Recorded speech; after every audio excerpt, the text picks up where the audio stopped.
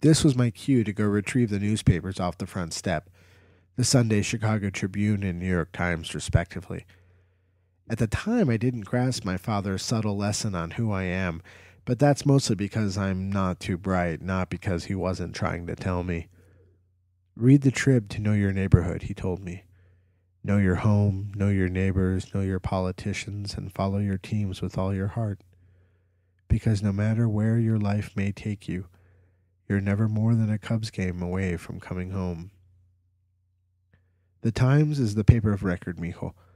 Everything in the world is recorded here, except for what happens in the Latin world. Apparently, our news is not fit enough to print.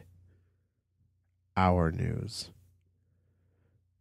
For better or for worse, I am the child of two immigrants who nationalized after 25 years in this country, spent owning their own home, raising two children, earning advanced degrees, and more or less building a life for their progeny.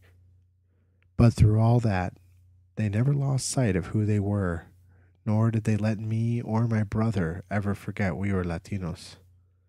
Spanish was and is the primary language of the Hidalgo house, but it was demanded of us that we excel in English. Si tu papo y yo can go to college in English, then you two can live your lives in English. Never allow anyone to think less of you because you have an accent like your mamacita. Surprise them when you know Spanish, but don't be afraid, don't be ashamed. You're Americans, but you're Chileno and Colombiano también.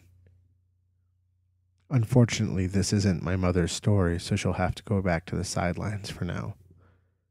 I'm sorry, mamacita.